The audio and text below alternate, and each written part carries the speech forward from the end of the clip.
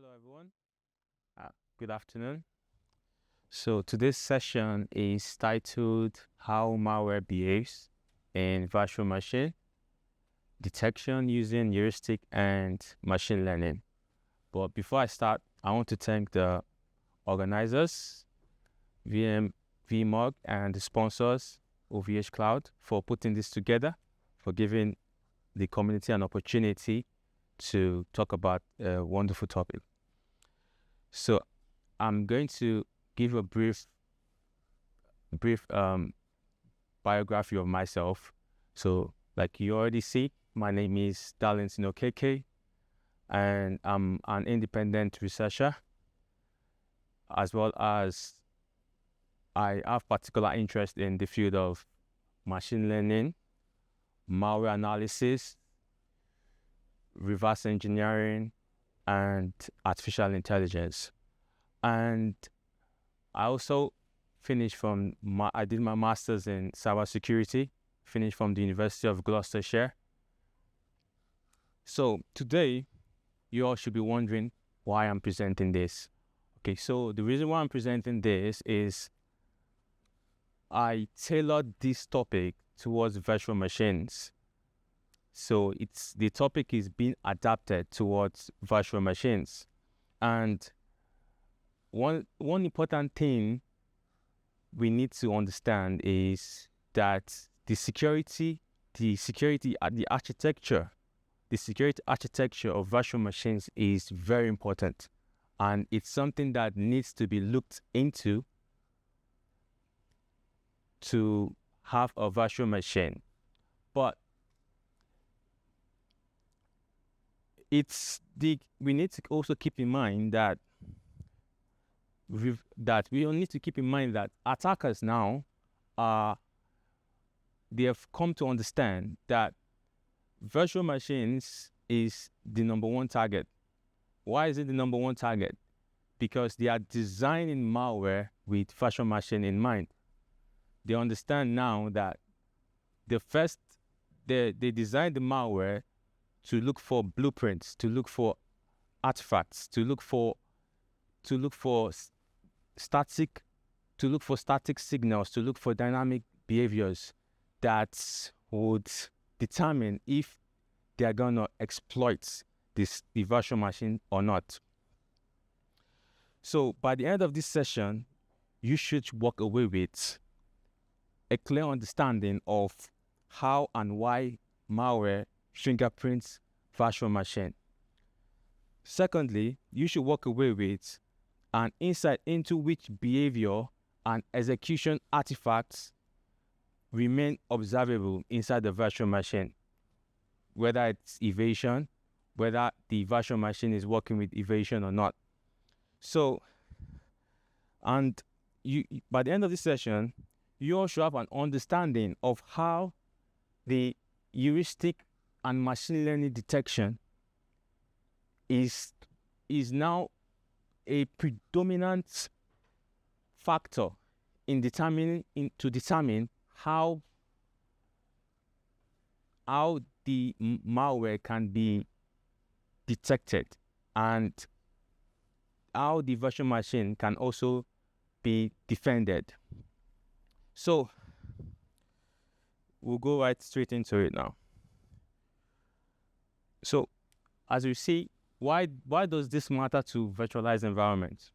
So this matters to virtualized environment because most enterprise workloads now run in virtual machine.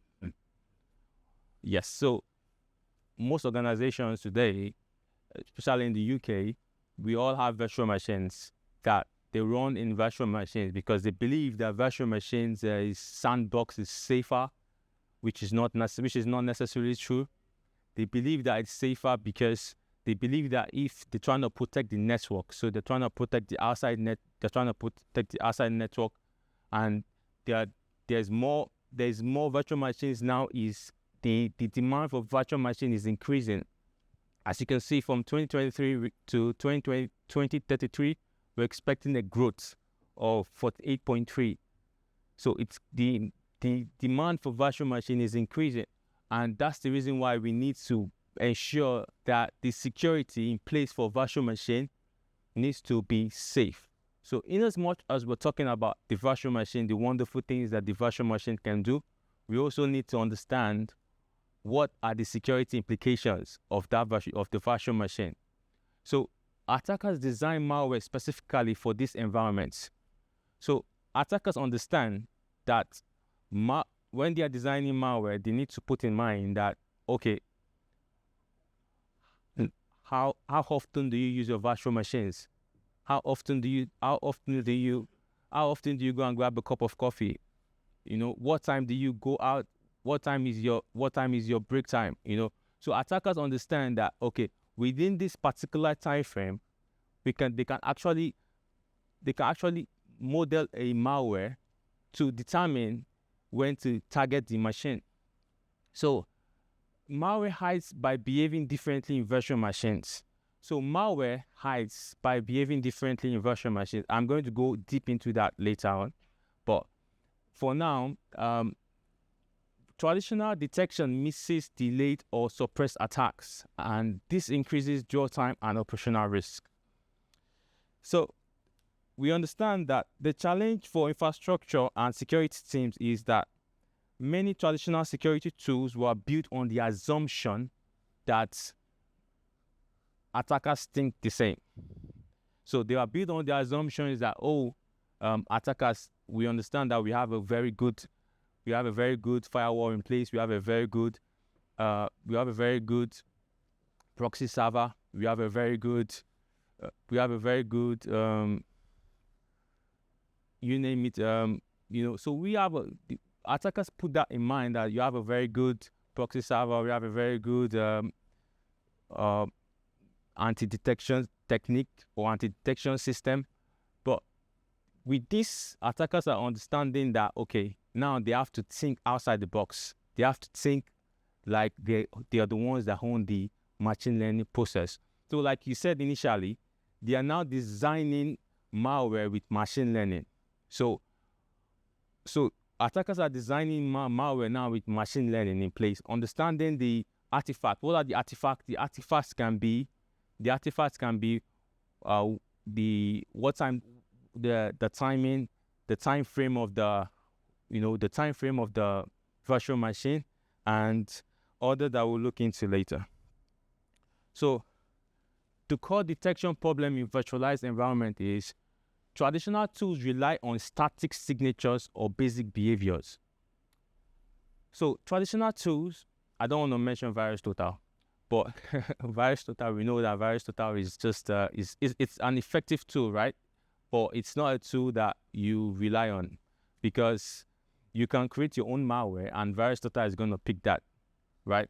So traditional tools rely on static signature or basic behavior, and modern malware deliberately evade both using packing, obfuscation, and delayed execution. So how do malware deliberately evade both using packing, obfuscation, and delayed execution? I know you will be wondering, I'm asking this question.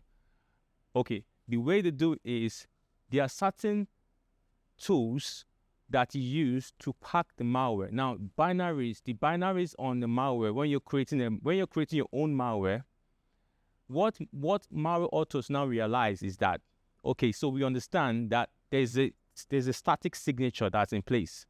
So the static signature that is in place is something that cannot be changed because it's static. It cannot be changed. So it's just like A is equals to A, B is equals to B. It cannot be changed. So they came up with a technique of packing the malware so that the binaries can change. And when these binaries change, the strings change, the libraries change. It just changes everything. And that is something also that leads to we call it polymorphic and metamorphic. So the binaries change, and when you run the same malware again, it shows that it's not a malware because it's being packed. And you also understand that this is the same tools that defenders use, security defenders. They use the same tools. You can use this tool yourself. You have a file in your folder. You can pack it. You can download a pack file on your system. and you're trying to unpack it, that's the same tool that you're using. So they try to do that to compress. They try to do that to compress the malware.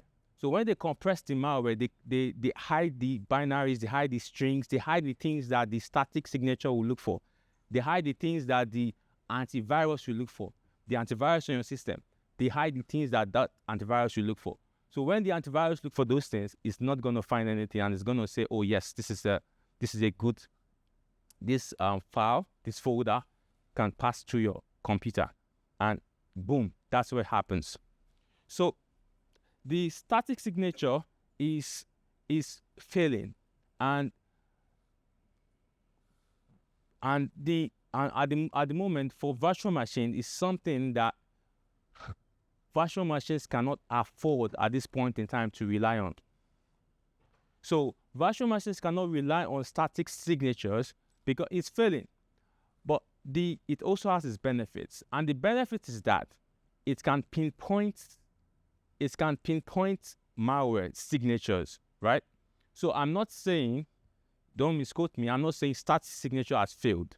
I'm trying to say that if you rely on only the static signature for virtual machines, malware authors or attackers will definitely have a way into your system. So the basic behavioral rules which came when the malware authors, the cybersecurity analysts studied static signature, they came up with, okay, what can we put in place? What can we put in place to advance this static signature? And that's where the basic behavioral rule came in place. And what is this basic behavioral rule, you may ask? So this basic behavioral rule is, now static signature is static. So malware authors don't realize that, okay, because it's static, we need something that is dynamic. We need something that can study the system. We need something that can study the system. We need something that can change its form. We need something that when it goes into the system, it disappears, and you don't find it anymore.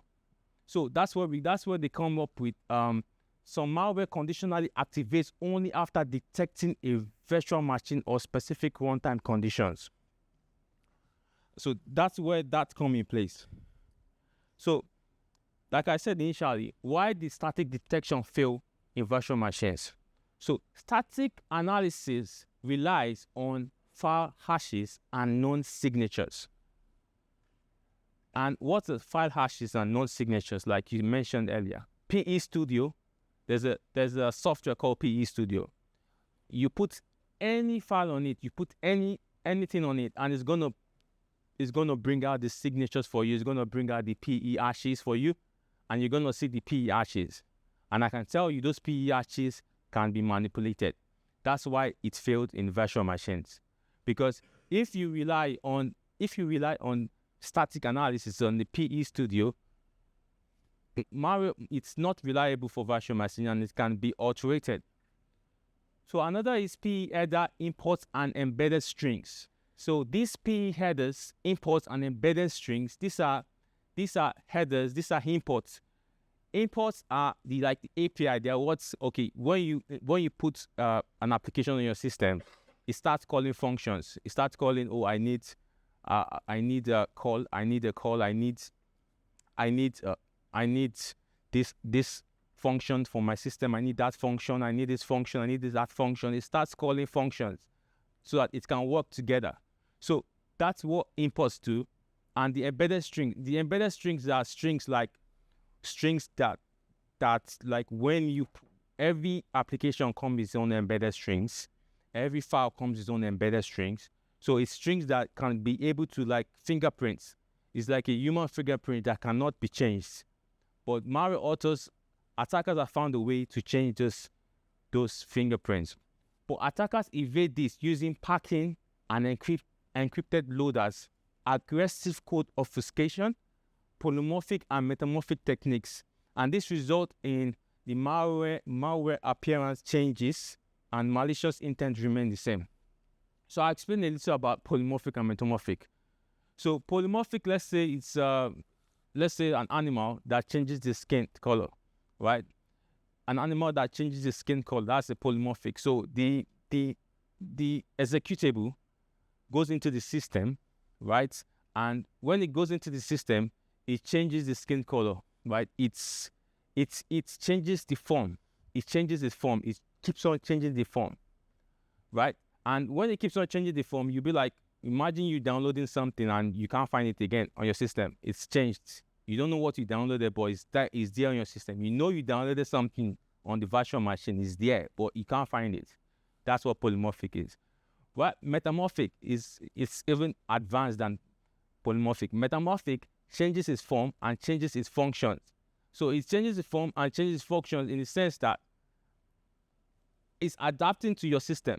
So what the malware author has provided is, okay, when it comes to your system, it checks on your system. If it finds that this function is not working, it changes and it iterates. It keeps on iterating, until it gets to the target that it wants to get on your system. So that's what metamorphic technique is. But for polymorphic, is the same target. So if it only changes the function, it only changes the skin color, but it doesn't change the function. The function remains the same. So that's what metamorphic and polymorphic is. So why this fails is that because this is oh, 1 second. So yeah, so this is become a problem for security analysts, virtual machine people in charge of virtual machine administrators. It's become a problem for them, and it's something they need to look at in why the static detection is failing in the virtual machines. So, moving forward, so dynamic analysis assumes malware will behave the same way under observation as it does on real system. But modern malware breaks that assumption, right? So, for example, right, dynamic analysis observes the behavior at runtime. So it observes, okay, your dynamic analysis. Now let me put this to the point. Dynamic analysis, right, is something that it will benefit people who are in charge of their virtual machines, like system administrators, security administrators for virtual machine. Is going to benefit them because they are the ones who are gonna be doing the analysis. That's what dynamic analysis is, right? They're the ones who are going to be doing the analysis. So dynamic analysis observes behavior at runtime. So what does it observe? It observes the processes, the registry, files, API, network activity. So how does it observe the network activity? It observes the network activity by, okay, for example, let's say your virtual machine. I have a virtual machine myself, and I know I don't regularly turn it on. Like once in a while, I just put it on, right? I just put it on. I don't have any folder in it. You don't see files like that on my virtual machine, right? Because I don't have time for all this. You see that on my real machine, right? So attackers know that, oh, that's not the real target. That's not the target. They know that that's not the target, because when they go on your machine and they see that, they form a code, and the code they form is that when you go on the machine, check for the files, and if you don't see any file, don't drop anything. Just stay stagnant. So that's what it is. So dynamic analysis observe behavior at runtime, and when it observes behavior at runtime, it observes the processes. You go on the processes, check, okay, how often do you use your web browser? How often do you go on the internet? How often do you download files? How often do you check the server? How often do you go on Google? It checks for all those things. And the registry, as well as the registry and the files, it checks for files. Oh, do you have any files in the system? Oh, you don't have any file in the system. I'm out. It goes out. Like it stays silent until you download something. As well as the API and the network activity. How does it check for the network activity? Or it goes on the system and like, oh, is this a sandbox environment, or is this what IP are you using? Is it a private IP or a public IP? Or if it's a public IP or a private IP, oh, I don't think I'm in the right place. So it just goes off the network activity. So for malware actively detect analysis environments. How does it do that? It checks for virtual machine. It checks if it's a virtual machine, like I already mentioned, and it checks if it's sandbox, as well as check if there are debuggers on the virtual machine. For my system, yeah, I have a debugger. So if a malware actually goes on my system looking for the debugger, it's not going to exploit it because there are debuggers there. So, and which detected malware may, when this is being detected, it suppresses the activity and it delays execution. It follows benign code paths that it behaves innocent, doesn't do anything. It just stays there waiting. So the dynamic analysis observes behavior in controlled execution. It observes behavior in controlled execution, and that short-lived session, isolated system state, limited historical context. Like I said, modern malware exploit this constraint by fragmenting malicious activity across time, distributing behavior across multiple processes, externalizing key logic outside the virtual machine. So how malware fingerprints virtual machine? So let's dive deeper into it. So it checks for the execution artifacts exposed by the operating system. It checks for the consistency and the predictability of the virtual machine hardware profiles. It checks for the virtualized device and driver behavior. It checks for the system characteristics uncommon on physical hosts.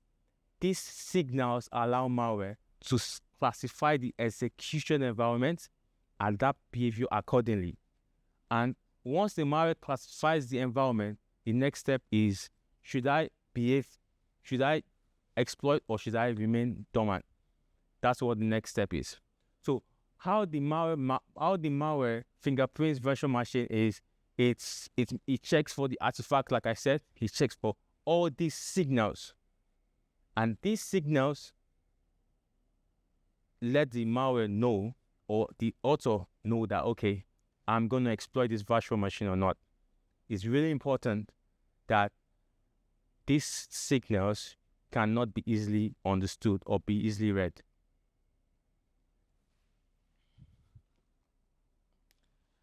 So the runtime adaptability after virtual machine fingerprinting. So next is once the malware fingerprints the environment, it doesn't hide. The malware doesn't hide. Like, oh, is this in the system? No, it's not gonna hide. I mean, if you have a malware in your computer, you don't think it's gonna hide. It's gonna be there standing like, oh yeah, I know I'm in your system, and it's gonna be monitoring your activity.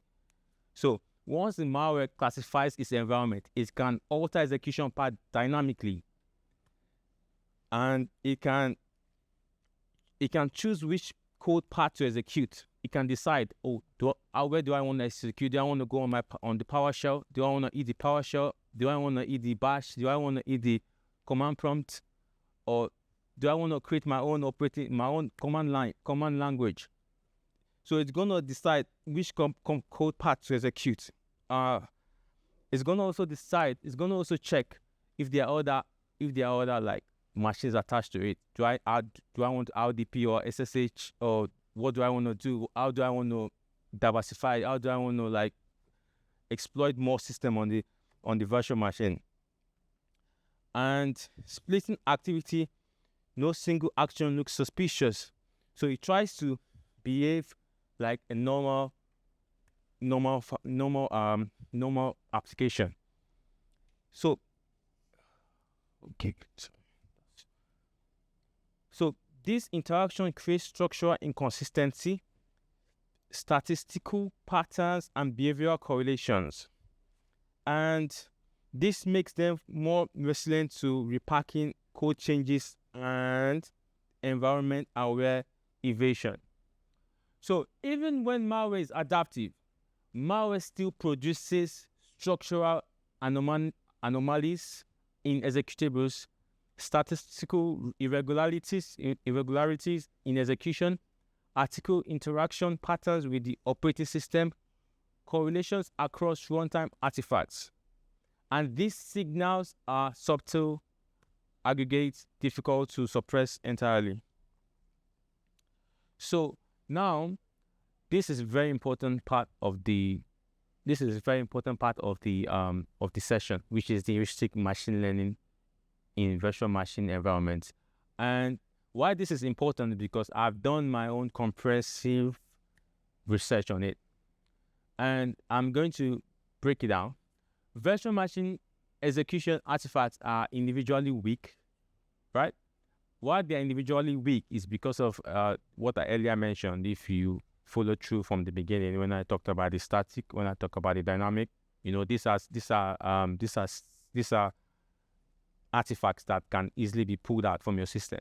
Like if you give me a virtual machine, I can pull out this and create it into a data. I can pull it out and create it into a data of, okay, how if you use your virtual machine for like a week and give it to me, I think I already have all the information to pull out the artifacts, right? So they are individually weak and collectively meaningful, right? So they are collectively meaningful, and heuristic feature extraction enables through these artifacts. Heuristic feature extraction enables aggregate of subtle runtime signals, comparison across executions and workloads. Machine learning models then learn these behavioral baselines, identify deviation indicative of malware activity, remain resilient to code level evasion. So what happens here is, so this is where everything comes together. So up to this point, we have seen static indicators are not reliable. We have seen dynamic also not reliable, and malware actively understands this environment. So the artifact are like DLL, like I earlier mentioned, DLL API, structural anomalies that isn't malicious on its own, and the framing is what makes the detection resilient, which is the packing, the obfuscation, and environment-aware evasion. So we also have what we call memory injection. Memory injection, we also have living offline. We also have the registry and configuration changes.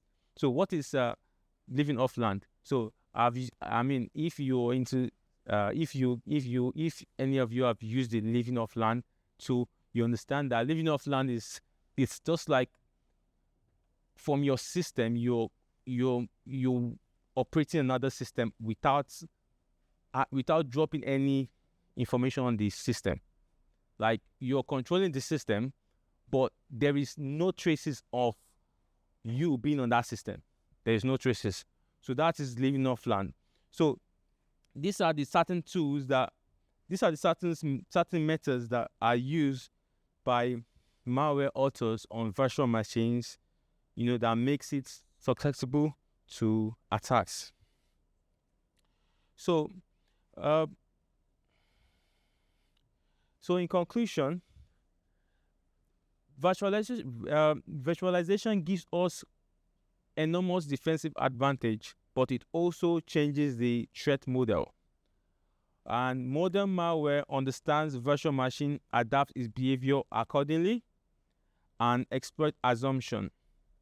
So what we need to understand before I conclude is malware actively fingerprints and adapts to virtual machines. So malware, virtual machines, right? Malware actively fingerprints and adapts. That is, it changes its form, right? So it's something that it's very, very important, because malware authors are now using what we call adversary machine learning, like we all know. They are now creating their own. They are now using AI. They are now using machine learning to create their own malware. That's how it has gotten to. And true behavior observed in virtual machine is often conditional and incomplete. So we know also that static and naive dynamic detection makes VM specific threats. So we also know that the static and naive dynamic detection miss, that is the threat we know that the artifacts and the runtime artifacts still provide reliable detection signal. So the runtime artifacts still provide reliable detection signals because we can use the runtime artifacts for building our machine learning. And machine learning in terms of we have XGBoost, we have decision tree, we have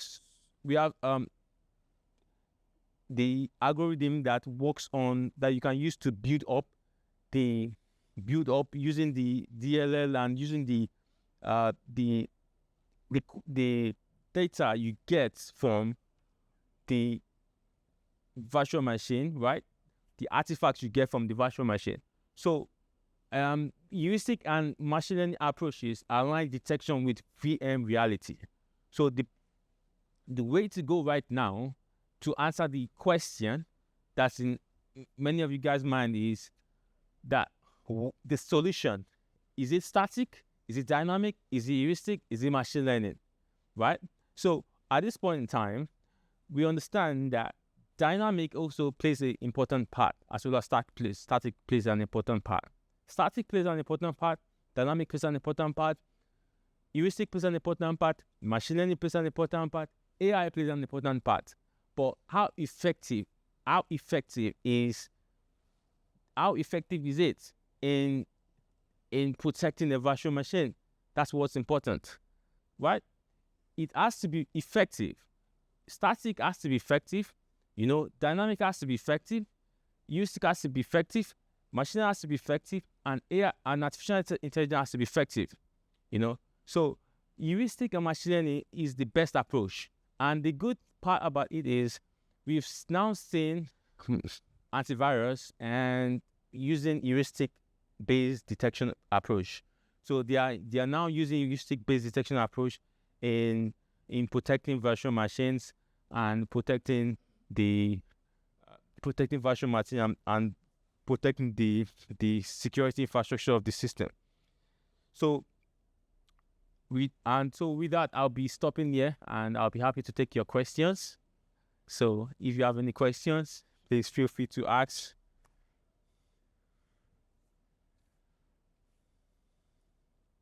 Have you called for that information from the VM?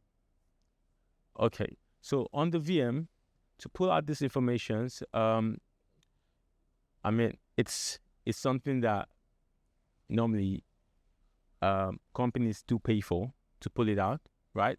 But I'm gonna tell you. So how you do that is there are what they call as in user interactions. So first, it determines what you want to pull out.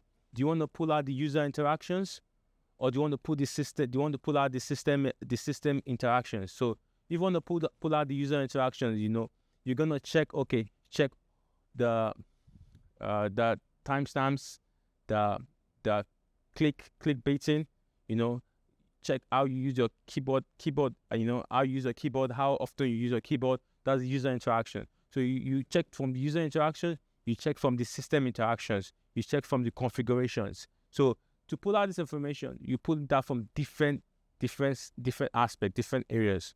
So you can pull out information from the system configurations, configuration, what application you use, how often you use your computer, and then system interaction. That's how you pull out the information. That's how you form it into a data. You form the DLL, you check the application you use, you check how often you get the information, and so from there you can be able to pinpoint and get a comprehensive information about the information that you can use to frame up your heuristic analysis. Okay, because I was probably more specifically saying about you deploy an agent on the VM. Okay. Yeah. So, because you could pull a lot of that data from things like VM tools, which is what, like vDefend pulls that information from VM tools, which then allows for that dynamic here. Yeah. So that's correct as well. There are tools that you can use to just pull out the information. We have PE Studio. We have debugger tools. So there are certain tools we can use to pull out this information, debugging information, right? So those tools are helpful when let's say a breach has happened. So when a breach has happened, an attack has happened, you trying to do a forensic on the virtual machine, then that's when you start putting out these timestamps, the snapshots, and things like that. So that's when you start pulling out those tools, But if an attack has not already happened, when you're trying to pull out the tools from an attack point of view, not a defensive point of view, right? That's when it's going to be unknowingly to you that the information is being extracted. Okay, but you need to sort of baseline that's the normal behaviour, right? And then what's the outliers, what's the anomalies on that baseline? Yeah? So you need to baseline to say that's normal behaviour. Normal behaviour. And then when something changes, you go, okay, that's finding that you've got to change. Yes, that's great. Yeah, so when the normal user activity, right? Normal user activity and abnormal activities, right? So when it comes to an abnormal activity, you know that okay, it's abnormal. You can start saying, okay, maybe what is causing the abnormal activity? Is it a link? Is it a website? Is it an application? Is it something that's causing it? So from there, you can be able to decide or determine or you can pull out information on that as well, and you can work on that as well. Yeah. All right. So why is a VM unique, right? Because surely pretty much everything you're saying applies for physical shape as well. Yeah, that's a good question. So it's unique because now, like malware or malware authors, right? They design malware now with virtual machine in mind, and it's an easy target. Virtual machine is an easy target because it's easy because you can easily determine the artifacts, right? You can easily get the artifacts compared to a normal PC, right? So normally I don't know how heavy virtual machine is used in this company, right? But if it's used really heavily, right, then it's the point will be you will not be able to differentiate if it's actually a real target or it's just a virtual machine or a sandbox environment. You get what I mean? So yeah, that's so. Any more questions? The machine learning aspect and obfuscation, does it obfuscate its own footprint in terms of process that's machine learned? I guess somehow that could expose it as something that's happening on the system. Does it have to somehow blur muddy the waters to say, ignore me, whatever I'm doing? Yeah. So the machine learning aspect is about training and training the model. So testing and training the model. So it adapts. So it's more of adapting to the functions of the system. So I'm not saying it attackers now are using adversary machine learning to bypass machine learning. So they're going to add a false positive. They're going to add a false positive to make it look real, and then it keeps on coming back and so machine learning can also not get it exactly if adversary machine learning have been used by an attacker to bypass the function of machine learning.